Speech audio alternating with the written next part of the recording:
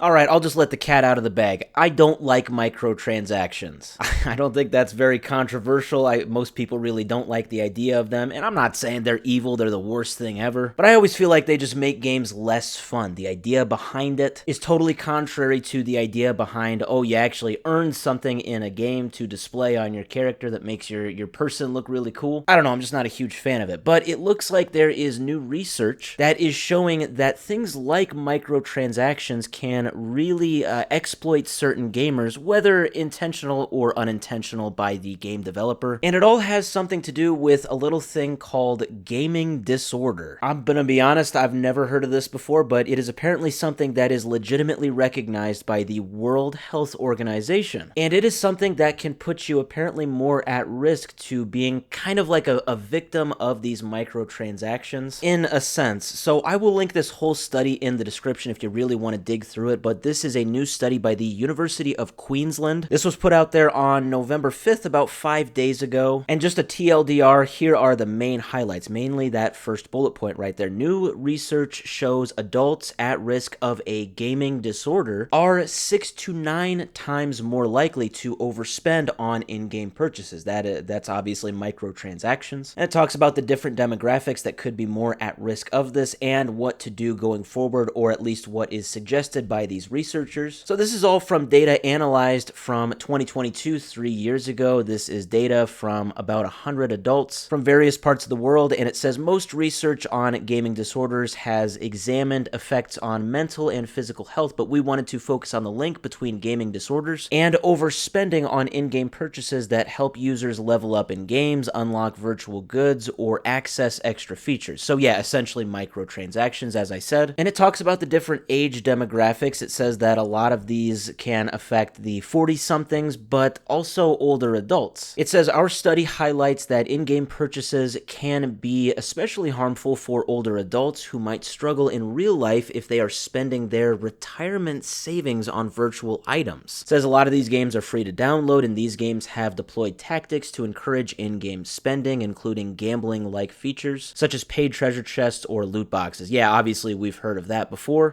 I gotta be honest though, the whole idea of somebody spending their retirement savings on this stuff, I'm not shaming anybody, that's actually really sad. Don't get me wrong, spend your money on what you want to make you happy, but I don't know, something about grandpa and grandma just spending all of their retirement savings on, I don't know, CSGO items or Fortnite skins. It's a little uncomfortable, but I guess you always have that problem. It's just kind of in a different format here. I mean, older people can, for example, just go to the casino and gamble their retirement savings away, so this is just, like I said, it's the same problem, it just looks different, I guess. And yes, as I said, it looks like the gaming disorder, as I said, it is a new addictive disorder that is recognized by the World Health Organization. That did surprise me. This is characterized by impaired control over gaming to the extent of taking priority over other daily interests and activities. Yeah, I suppose that's pretty straightforward. I mean, and that can be with really anything that gives you that hit of dopamine. But yes, anybody with a gaming disorder, whatever you want to call that, because it does kind of sound a little vague, but apparently anybody that does have that, they are, as research now shows, more at risk to overspend on microtransactions.